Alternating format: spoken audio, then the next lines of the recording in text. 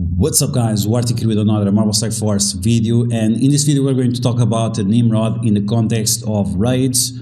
Yes, he finally got released, the first member of the Orkis raid team, and the release of Nimrod is very important.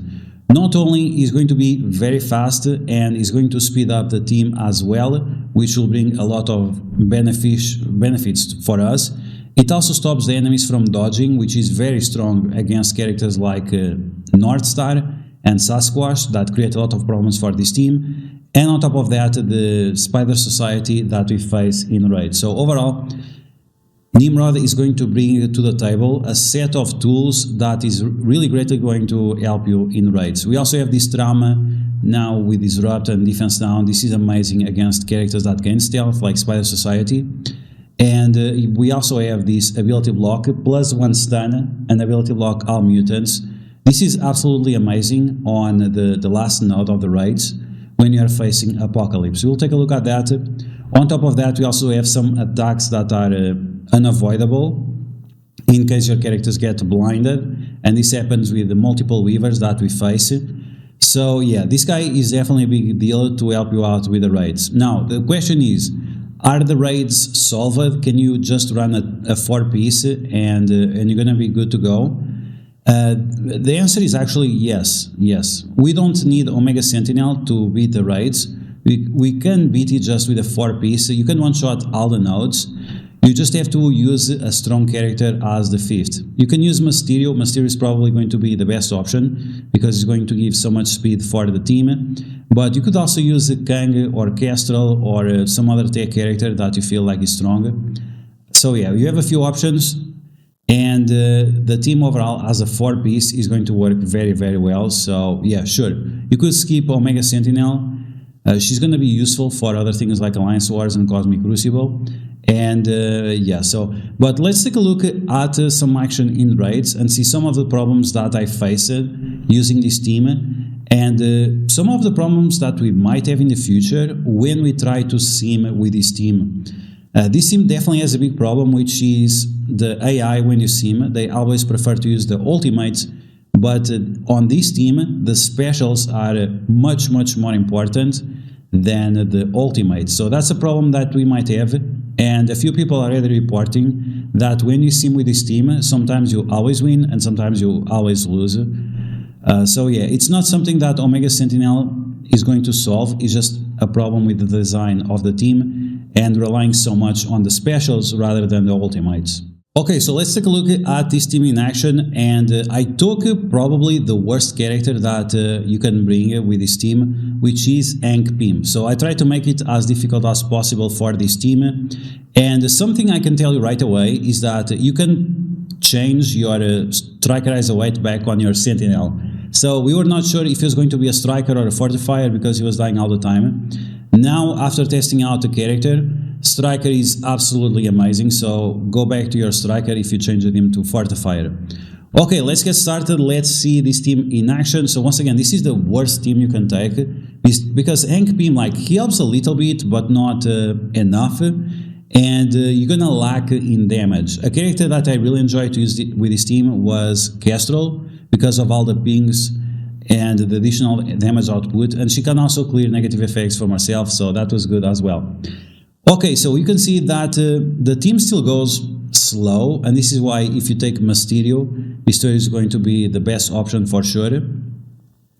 And here you can see that once again we are using the special rather than the ultimate of Nimrod, because the special is just much better. Now, if you are using Mysterio, you probably can rewind this lizard and he's not going to attack you. That's going to be great. And at the same time, you can attack the leader. Even that he has evades, it does not matter because of the passive of Nimrod that stops those evades and dodge mechanics. So as you can see right now, the damage is decent. It's not like amazing by any means. You can see that Nimrod is not killing anyone, and that's a little bit of a problem. We are relying way too much on Lady Deathstrike, which is fine. It's fine, don't get me wrong, it's fine, but it's really inconvenient. Let's just say that. It's just inconvenient because she does not always have the special available, and you need to make sure that you really maximize the value of her special. You really want to make sure that you are always rewinding the dangerous characters like the green goblins, and that's pretty much it. You can also see that we are struggling a little bit with the Scientist Supreme and the negative effects, but once again, if you are using Mysterio, this shouldn't be a problem. The problem we have with Mysterio is that you don't get extra energy, you don't get to clear the negative effects. So yeah, I would prefer to use Castol or Penny Parker. Penny Parker would be great too, rather than Mysterio, because of this situation. Like, depending on the size of your team, and especially your Lady Deathstrike, if your Lady Deathstrike is not really massive, like, it can cause you some problems with the setup. Okay, so we have 4 enemies left. We are almost timing out, but we are not going to time out, and once again we are using Hank Pym, which is pretty useless here. If we had Castol, she would be pinging everyone all the time, and that additional damage would really make a difference here. So there we go, that was the first node. Let's take a look at the second node and see this team in action. Now you're going to take a look at the second node. This time we are going to use Castol. I'm using her as a raider. You can use her as striker, it doesn't really matter. Once again, I'm going to repeat, make sure you are using your Sentinel as a striker, and make sure you take advantage of the vulnerabilities that Nimrod is applying to the enemy. So it's going to be a one-shot attack, and this is the second node. Once again, we are facing North Star, which is quite problematic, but because the enemies, they cannot dodge the attacks, then you're going to be able to shred them quite easily. But yeah, the Sasquatch, the Bigfoot, is going to cause the usual problems. He still dodges there, which is unusual. I'm not sure if you need a specific amount of characters in order to trigger that, but yeah, it's not great. Okay, so we got lucky, we were able to revive Nimrod. This is why you have to be careful with the position of the characters and which character you attack, because otherwise you might get clapped, right, as it just happened. Okay, the enemies are full of negative effects. They have trauma, they have ability blocks, they have a bunch of bleeds, slows, and so on, all the things that we need in order for us to win. But yeah, so we have to get rid of the Sasquatch, which is still very, very difficult. You can see that he's applying all kinds of negative effects to us. And this is because Nimrod is not landing the heal block, which is supposed to land. Should you switch your Nimrod to Skirmisher to land the heal block? I'm not sure if it really matters, because the amount of damage that you deal will overcome this. But at the same time, we got lucky, right? We are getting multiple revives, and there will be one run where you are not going to get any revives. And this is why this team is quite problematic. It's because it's so inconsistent. So once again, as we mentioned before, not only the team over-relies on their specials rather than the ultimates, which they have a lot of energy generation, so it would make sense for them to use the ultimates more often, or the ultimates to be more important. So not only we have that situation, we also have this RNG, where if you don't revive the right character, well, you're gonna wipe, right? You're gonna wipe, and you have to revive your team, and then you lose your power cores, and it's not good overall. So yeah, so it's I'm not sure exactly what to say. Like, is the team already good enough? Sure, if they feel like they are good enough already, but it's not perfect. It's definitely not perfect. Once again, Mysterio would help with that, with extra speed.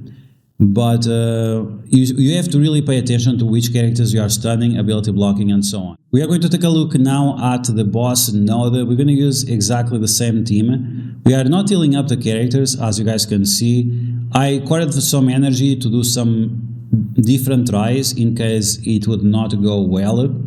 The thing is that it went really, really well, which was a little bit surprising, because this node with just a 3-piece could be quite problematic.